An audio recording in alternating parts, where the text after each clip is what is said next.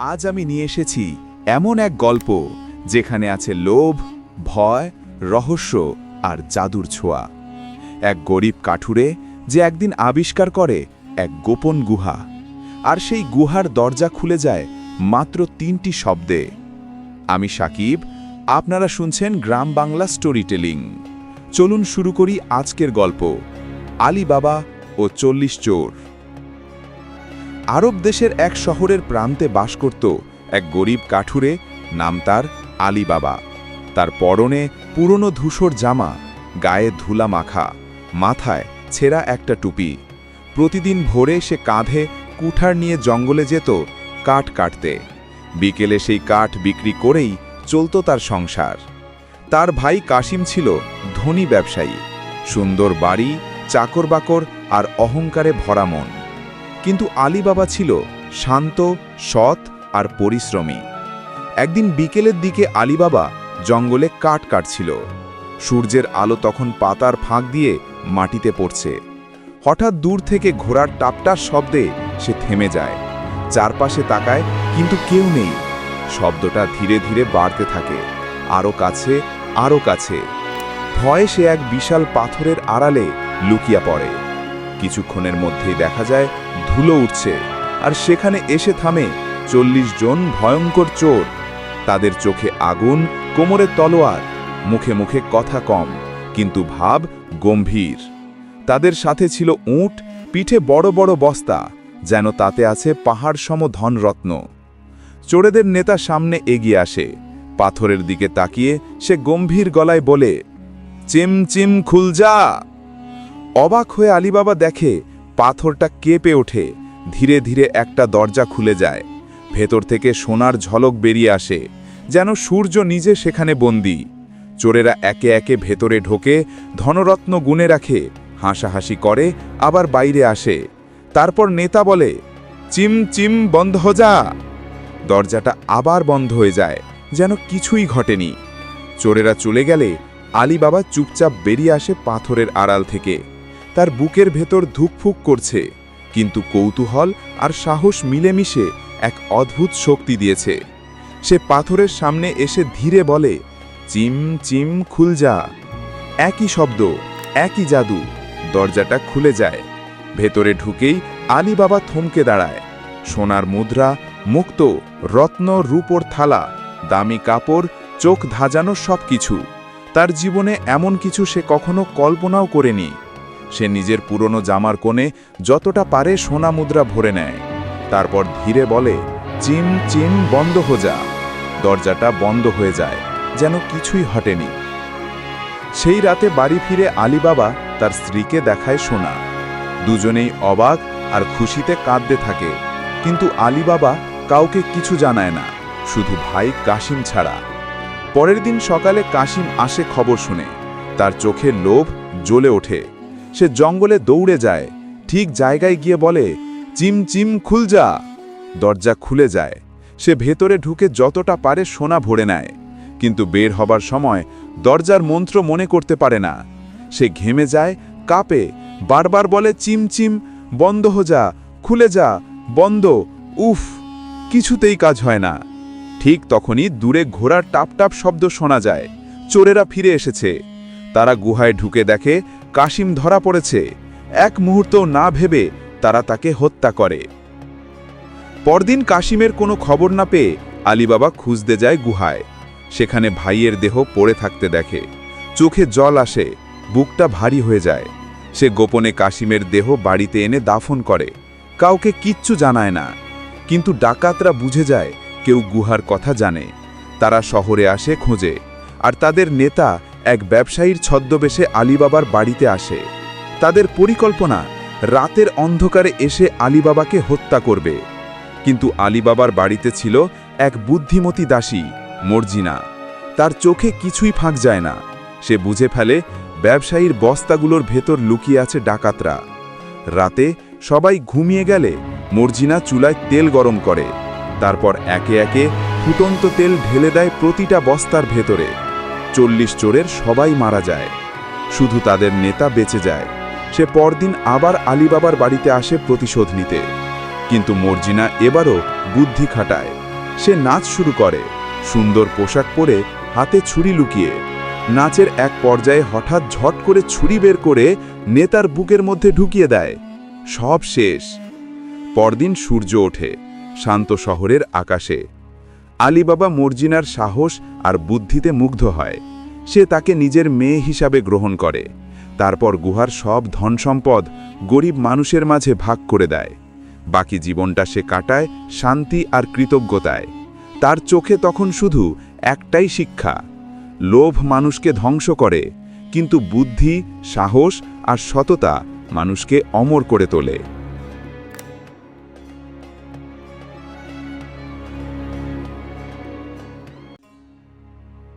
আপনি কি কখনো ভেবেছেন সমুদ্রের নিচেও হয়তো আছে এক শহর, যেখানে সূর্য ওঠে না, যেখানে ঢেউ মানেই মৃত্যু, আর প্রতিটি নাবিকের দুঃস্বপ্ন সেখানে বাস্তব হয়ে যায়? একটা যাত্রা যেটা কোনো বইতে লেখা নেই, কারণ যে লিখেছিল সে আর ফিরে আসেনি। আপনারা শুনছেন গ্রাম Bangla storytelling. Hi folks, আমি সাকিব। আজ আমি আপনাদের শোনাব সিনবাদের অষ্টম যাত্রা। বাগদাদের পুরনো বন্দরের এক দুপুর। রোদে পুড়ে কাঠের দোকানগুলো গরম, বাতাসে ভাসছে লবণের গন্ধ। সিনবাদ একটা দোকানে থেমে গেল। তার চোখে পড়ল একটা পুরনো মানচিত্র। চামড়ার মতো শক্ত কাগজে আঁকা কিছু অচেনা চিহ্ন। দোকানদারটা বৃদ্ধ, গলায় কাঁপা স্বর বলল, এই মানচিত্রটা সাধারণ না নাবিক। এটা সেই পথ দেখায় যেখান থেকে সূর্য আর ফিরে আসে না। সিনবাদ হাসল। আমি যেদিকে যাই সূর্যকে আমি ফিরিয়ে আনি। বৃদ্ধের চোখ হঠাৎ লালচে আলোয় ঝলসে উঠল। সে নিচু স্বরে বলল, তাহলে আজ থেকে তুমি সিনবাদ নও, তুমি সেই মানুষ যাকে সমুদ্র ডাক দিয়েছে। রাত, চাঁদ ঝুলে আছে মাঝ সমুদ্রে। ঢেউ নিস্তব্ধ, বাতাস ঠান্ডা।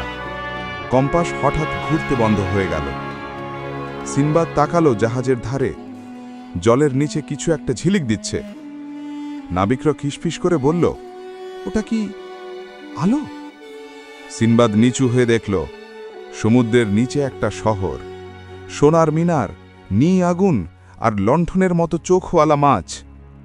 জলের উপাস থেকে একটা কণ্ঠ ভেসে এলো, মারহাবা সিনবাদ, তুমি অবশেষে এলে।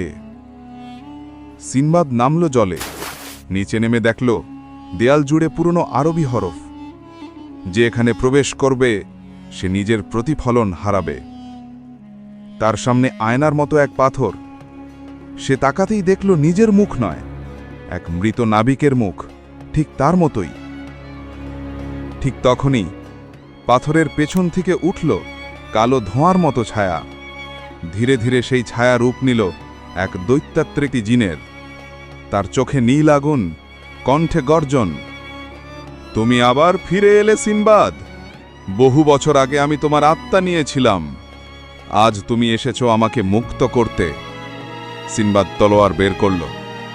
আমি মুক্ত করতে আসিনি, আমি এসেছি তোমার মতো শয়তানকে শেষ করতে। সমুদ্রের নিচে শুরু হলো ভয়ঙ্কর যুদ্ধ। জিনের এক আঘাতে পাথর ভেঙে গেল। ঢেউয়ের শব্দে আকাশ কেঁপে উঠল। সিনবাদ দড়ি আর তলোয়ার ঘুরিয়ে তৈরি করল জলের ঘূর্ণি। সে ঝাঁপিয়ে পড়ল জিনের দিকে। জিন হাসল ভয়ানকভাবে, তুমি মানুষ, আমি আগুনের সৃষ্টি, তুমি কিভাবে আগুন নিভাবে জলে? সিনবাদ চিৎকার করল, আল্লাহর নামে থামো! তার বুকে থাকা সোনার তাবিজ হঠাৎ জ্বলে উঠল। আলো এত তীব্র যে পুরো শহর কেঁপে উঠল। জিনের শরীর গলে নীল ধোয়ার মতো মিলিয়ে গেল অন্ধকারে। সিনবাদ নিস্তেজ হয়ে ভেসে উঠল উপরে। যখন সে চোখ খুলল, সে আবার বাগদাদের পুরনো বন্দরে। সবকিছু চেনা, কিন্তু সবাই অচেনা। মানুষ বলছে, তুমি কে? এখানে তো কেউ এই নামে নেই শত বছর ধরে। সিনবাদ আয়নায় তাকালো। তার মুখ আগের মতো, কিন্তু চোখে নীল আলো, ঠিক সেই রং যেটা ছিল জিনের চোখে। সে বুঝল জিন মারা যায়নি, বরং তার ভেতরেই বন্দী হয়ে আছে। রাতের বাগদাদ শান্ত। চাঁদ নদীর উপরে ঝুলছে, বাতাসে ঢেউয়ের ফিসফাস। লোকেরা বলে, প্রতি পূর্ণিমায় সমুদ্রের ঢেউয়ের নিচে দেখা যায় একটা ছায়া, যার চোখ নীল আগুনে জ্বলে। সে এখনো খুঁজছে সেই জিনকে, যে এখন তারই ভেতরে বেঁচে আছে। আপনারা শুনছিলেন গ্রাম বাংলা স্টোরি টেলিং। আর মনে রাখবেন, সমুদ্র শান্ত দেখালেও সে কাউকে ভুলে যায় না। যদি কোনো রাতে ঢেউয়ের নিচে কেউ আপনার নাম ধরে ডাকে, উত্তর দেবেন না, কারণ সেটা হয়তো সিনবাদ নয়, বরং সেই জিন যে এখনো মুক্তি চায়।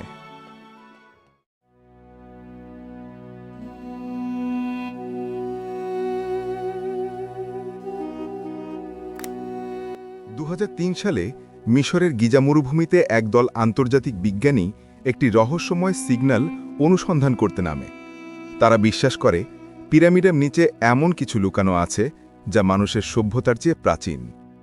দলের নেতৃত্বে রয়েছে ডক্টর রাহিম এবং তার সহকর্মী ডক্টর লাইলা, যারা দীর্ঘদিন ধরে পিরামিডের ভেতরকার চৌম্বকীয় তরঙ্গ নিয়ে গবেষণা করছিলেন। গবেষণার মাঝেই তারা আবিষ্কার করে এক অচেনা শক্তির উৎস, যা কোনো প্রাকৃতিক নয়। সেই শক্তি যেন জীবন্ত, সাড়া দেয়, আলো দেয়, এমনকি চিন্তাও বোঝে। সাকিব, যিনি এই অভিযানের ডকুমেন্টারি উপস্থাপক, দর্শকদের নিয়ে যান ইতিহাস, বিজ্ঞান আর ভয়াবহতার মিশ্র এক অভিযানে, যেখানে সত্য আর কল্পনার সীমা মিলিয়ে যায়। শেষে তারা বুঝতে পারে পিরামিড হয়তো শুধু সমাধি নয়, বরং এক প্রাচীন কমিউনিকেশন ডিভাইস, যা পৃথিবীর বাইরের কোনো সভ্যতার সঙ্গে সংযোগের জন্য নির্মিত। কিন্তু সেই সংযোগ জাগিয়ে তোলার পর যা ঘটে তা শুধু ইতিহাস নয়, মানব জাতির অস্তিত্বকেই প্রশ্নের মুখে ফেলে দেয়। এটি এক সায়েন্স ফিকশন থ্রিলার ডকুমেন্টারি, যেখানে বাস্তব তথ্য, প্রাচীন রহস্য আর আধুনিক বিজ্ঞানের সংঘর্ষে জন্ম নেয় এক শ্বাসরুদ্ধকর গল্প। আমি সাকিব, আপনারা শুনছেন গ্রাম বাংলা স্টোরি টেলিং।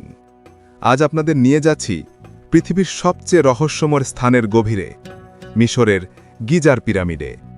হাজার হাজার বছর ধরে পিরামিড আমাদের চোখের সামনে দাঁড়িয়ে আছে, কিন্তু এখনও আমরা জানি না কেন, কিভাবে আর কাদের জন্য এগুলো তৈরি করা হয়েছিল।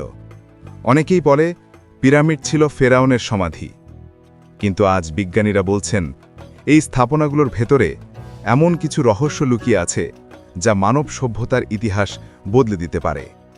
এই গল্পটা শুরু 2003 সালের জানুয়ারিতে। কায়রো ইউনিভার্সিটির প্রত্নতত্ত্ব বিভাগে একদল বিজ্ঞানী নতুন থার্মাল স্ক্যান পরিচালনা করছিল গিজার গ্রেট পিরামিডে। এই স্ক্যানের ফলাফল সবাইকে হতবাক করে দেয়। পিরামিডের ভেতরে দেখা যায় এক বিশাল ফাঁপা জায়গা, একটা ঘর যার অস্তিত্ব কেউ আগে টেরই পায়নি। ঘরটা এমনভাবে লুকানো যেন সেটা কোনো মানুষ বানায়নি। প্রজেক্টের নেতৃত্বে ছিলেন ডক্টর নাদিম ফারুকি, একজন মিশরীয় বাংলাদেশি বিজ্ঞানী, যিনি 12 বছর ধরে কাজ করেছেন প্রাচীন মিশরের জ্যোতির্বিদ্যা ও জ্যামিতি নিয়ে। তিনি বলেন, যদি এই ঘরটা সত্যিই থাকে, তাহলে আমরা মানব ইতিহাসের সবচেয়ে বড় বৈজ্ঞানিক রহস্যের সামনে দাঁড়িয়ে আছি। মার্চ 2003, ডক্টর ফারুকির নেতৃত্বে আন্তর্জাতিক গবেষক দল প্রবেশ করে পিরামিডের দক্ষিণ প্রান্তে। তাদের সঙ্গে ছিল রোবোটিক স্ক্যানার, ন্যানো সেন্সার আর এক্স-রে ড্রোন। অন্ধকার টানেলের মধ্যে ঢুকে সবাই টের পেল ভেতরের বাতাস বাইরে থেকে আলাদা। দেয়ালে হাত রাখলেই শোনা যাচ্ছিল হালকা কাঁপুনি, যেন কোনো যন্ত্র ভেতরে নিঃশব্দে কাজ করছে। ডক্টর ফারুকি চুপ করে বললেন, এটা প্রাকৃতিক কিছু না, এখানে ইলেকট্রোম্যাগনেটিক রেজোন্যান্স চলছে, ঠিক কোয়ান্টাম ল্যাবের মতো। ঘণ্টাখানেক পর তারা এক সরু করিডোরে পৌঁছালো। দেয়ালে খোদাই করা অদ্ভুত প্রতীক। প্রথমে মনে হচ্ছিল হায়ারোগ্লিফ, কিন্তু কাছে গিয়ে দেখা গেল এগুলো কোনো ভাষা নয়, বরং জটিল গাণিতিক প্যাটার্ন, যা আধুনিক ফ্র্যাক্টাল জিওমেট্রির সঙ্গে মিলে যায়। দলের একজন সদস্য আমিরা বললেন, এই নকশাগুলো ফ্রিকোয়েন্সি কোড, হয়তো কোনো বার্তা পাঠানোর পদ্ধতি। তারা কোডের ফ্রিকোয়েন্সি মেলাতে শুরু করল। তখন দেয়াল থেকে ছিটকে বেরোতে লাগলো নীল আলো, তারপর থেমে গেল, যেন ঘরটা নিঃশ্বাস ফেলল। সেন্সরে দেখা গেল তাপমাত্রা হঠাৎ কমে গেছে 12 ডিগ্রি। দলের চোখে আতঙ্ক, কেউ বোঝে না কি ঘটছে। হঠাৎ তারা সামনে দেখতে পেল এক লুকানো দরজা।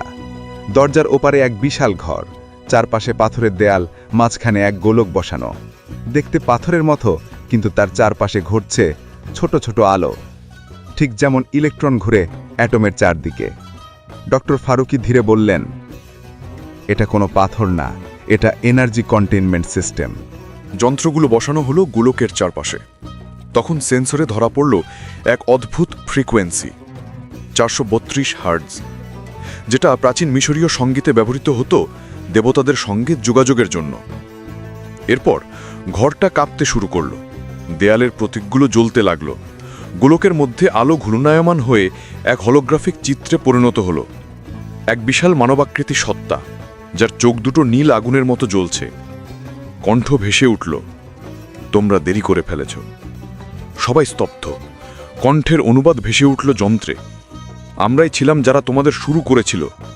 তোমরা ভেবেছিলে পিরামিড সমাধি, কিন্তু এটা ছিল দরজা, সময়ের, স্থানের আর জ্ঞানের।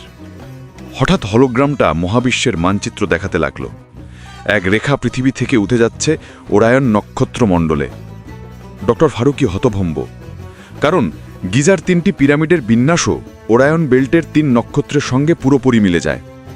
তারপর আলো নিভে যায়, এক মুহূর্তে অন্ধকার। শুধু যন্ত্রের স্ক্রিনে দেখা যায় শক্তিশালী ইলেকট্রোম্যাগনেটিক পালস, যা 12 সেকেন্ড স্থায়ী ছিল এবং যার তরঙ্গ পৃথিবীর বাইরেও ধরা পড়ে নাসার স্যাটেলাইটে। দলটি পালিয়ে আসে। পরের দিন তারা আবার গেলে সেই দরজা খুঁজে পায় না, যেন কখনো ছিল না। 1 সপ্তাহ পর ডক্টর ফারুকি ও তার দল নিখোঁজ। সরকারি রিপোর্টে লেখা সেন্সর ত্রুটি ও দুর্ঘটনা, কিন্তু তার ল্যাপটপে পাওয়া যায় এক শেষ অডিও ফাইল। স্ট্যাটিক আওয়াজের মাঝে তার কণ্ঠ, তারা ফিরে আসছে। পিরামিডের শক্তি আবার জেগে উঠছে। 432 hertz, the gate is open. আমি সাকিব। আমরা আজ যে গল্প শুনলাম তা হয়তো বাস্তব, হয়তো কল্পনা, কিন্তু প্রশ্ন রয়ে যায়, যদি পিরামিড সত্যি কোনো গেটওয়ে হয়, তাহলে আমরা কারা? আর যাদের জন্য এই গেট তৈরি করা হয়েছিল, তারা কি এখনো আমাদের বাইরে কোথাও অপেক্ষা করছে? এমন সব গল্প শুনতে সাবস্ক্রাইব করুন আমাদের YouTube channel Gram Bangla storytelling. Bell icon on করতে ভুলবেন না, না হয় গেশরের মম্মি এসে আপনার বাড়িতে হানা দেবে।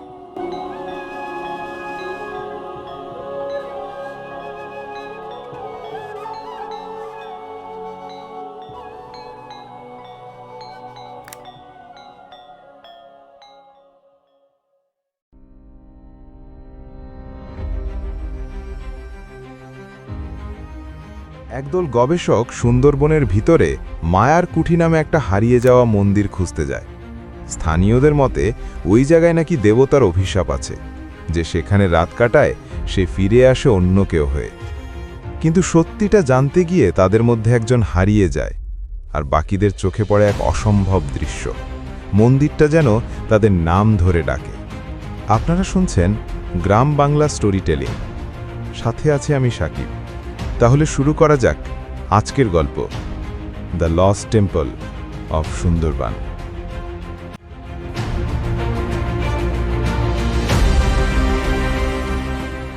সুন্দরবনের গভীর জঙ্গল, যেখানে গাছেরা একে অপরের সাথে গোপন কথা বলে আর নদীর জল যেন পুরনো কোনো অভিশাপ বয়ে বেড়ায়। এই জঙ্গলের ভেতর লুকিয়ে আছে একটা জায়গা, মায়ার কুঠি। লোকজন বলে এটা আসলে এক প্রাচীন মন্দির, যেটা এক রাতে হঠাৎ জলের নিচে ডুবে গিয়েছিল। আর যে সেখানে রাত কাটায় সে আর মানুষ থাকে না। 3 জন, রিয়াদ, হাসিব আর তামান্না, ঢাকা ইউনিভার্সিটির একদল গবেষক। তাদের উদ্দেশ্য সুন্দরবনের অচেনা অংশে একটা হারিয়ে যাওয়া মন্দিরের নিদর্শন খুঁজে বের করা। নৌকায় বসে তারা এগোচ্ছে নদীর ভেতর দিকে, চারপাশে শুধু গাছ আর ঘন কুয়াশা। রিয়াদ জিজ্ঞেস করল, তোর জিপিএস ঠিক আছে তো হাসিব? এখানে তো নেটওয়ার্কই নাই। হাসিব বলল, আমি ডাউনলোড করা ম্যাপ এনেছি, চিন্তা করিস না। তামান্না ধীরে বলল, আমার দাদু বলতো এই এলাকায় কেউ গেলে ফিরে আসে না। তার কণ্ঠে ভয় মিশে আছে। বিকাল নামার সঙ্গে সঙ্গে আকাশে কালো মেঘ জমে, বৃষ্টি থামতেই কুয়াশা নেমে আসে। বাতাস ভারী হয়ে যায়, একটা অচেনা গন্ধ, মাটি, ধূপ আর কিছু পুরনো কালের গন্ধ মিশে আছে তাতে। নৌকা থামিয়ে তারা পায়ে হেঁটে জঙ্গলের ভিতর ঢোকে। পথে মরা গাছ, নদীর পাশে অর্ধডোবা মাটির কাঠামো, যার গায়ে পুরনো খোদাই করা অক্ষর। তামান্না দেয়ালে হাত বুলিয়ে বলে, এই গাছগুলোর গায়ে ছাইয়ের দাগ দেখছ? মনে হয় কেউ এখানে পুজো দিত। রিয়াদ একটু থেমে বলে, বাতাসটা অন্যরকম লাগছে। অল্প দূরেই তারা দেখতে পেল একটা জায়গা যেখানে চারপাশে কুয়াশায় ঢাকা, আর মাঝখানে দাঁড়িয়ে আছে একটা ভাঙা মন্দির। দেয়ালে অদ্ভুত সব চিহ্ন, আর মূর্তির চোখে যেন আলো জ্বলছে। হঠাৎ দূরে ঘণ্টার শব্দ ভেসে আসে। তিনজন একে অপরের দিকে তাকায়। হাসিব বলে, কেউ ঘণ্টা বাজাচ্ছে। রিয়াদ ফিসফিস করে বলে, এখানে তো আমরা ছাড়া কেউ নেই। তারা শব্দের দিক ধরে এগোয়। নদীর ধারে একটা অর্ধডোবা মন্দির, ভেতরে পানি জমে আছে। জল কাঁপছে, কিন্তু বাতাস নেই। তামান্না হঠাৎ বলে উঠল, রিয়াদ, দেখছো ওই মূর্তিটা নড়ল। টর্চ লাইটের আলো মূর্তির মুখে পড়তেই হঠাৎ মূর্তির চোখের ভেতর দিয়ে আলো বের হয়। পানির নিচ থেকে ধীরে ধীরে ভেসে ওঠে একটা ছায়া, মানুষের মতো, কিন্তু মুখে কোনো চামড়া নেই, শুধু ভেজা হাড়। তার গলায় ঝুলছে পুরনো লাল মালা। দৌড়াও, চিৎকার করে ওঠে হাসিব। তারা তিনজন তিন দিকে দৌড়ায়, কিন্তু যেদিকে যায় একই গাছ, একই নদী, একই মন্দির। মনে হয় তারা এক অদৃশ্য বৃত্তের ভেতর ঘুরছে। আকাশের বজ্রপাত আলোকিত করে এক মুহূর্তের জন্য। তারা দেখে মন্দিরের সামনে শত শত ছায়া দাঁড়িয়ে আছে। সবাই একই রকম, ভেজা, মৃত চোখ, মুখে কোনো শব্দ নেই, শুধু নিঃশ্বাসের আওয়াজ। তামান্না কেঁপে কেঁপে বলে, এরা কারা? রিয়াদ জবাব দিতে পারে না, শুধু হাসিবকে খুঁজে চেয়ে চেয়ে বলে, হাসিব কোথায়? ভোরের দিকে কোনোভাবে তারা নৌকায় ফিরে আসে। জল শুকনো, আকাশ ফ্যাকাশে। রিয়াদ আর তামান্না নিরাপদে ফিরে আসে, কিন্তু হাসিব আর নেই। জঙ্গল নিঃশব্দ হয়ে যায়, যেন কিছুই ঘটেনি। কয়েকদিন পর তারা ফের আসে একই এলাকায়, পুলিশের সাথে। কেউ হাসিবকে খুঁজে পায় না। পঞ্চম দিনে নদীর ঘাটে একটা মৃতদেহ ভেসে ওঠে। চেহারাটা হাসিবের মতো, কিন্তু তার মুখে বয়সের ছাপ, যেন 50 বছর কেটে গেছে। তামান্না ক্যামেরার সামনে বসে বলে, এই ভিডিওটা আমরা ফেরার পর করছি। ওর মুখটা হাসিবের মতো, কিন্তু অসম্ভব পুরনো লাগছে। হয়তো মন্দিরটা সময়ের বাইরের জায়গা। সেই থেকে কেউ আর মায়ার কুঠিরের দিকে যায় না। রাতের নদীর ধারে মাঝে মাঝে আবার শোনা যায় ঘণ্টার শব্দ। কুয়াশার ভেতর ফিসফিস কণ্ঠে কেউ বলে, ফিরে যা, নইলে তুমিও থাকবে এখানে চিরকাল। ভোর হলে সবকিছু চুপচাপ হয়ে যায়। শুধু নদীর ঢেউয়ের সঙ্গে মিশে যায় সেই ঘণ্টার মৃদু শব্দ, যা আজও মনে করিয়ে দেয় সুন্দরবনের জঙ্গলে কিছু রহস্য কখনো ঘুমায় না।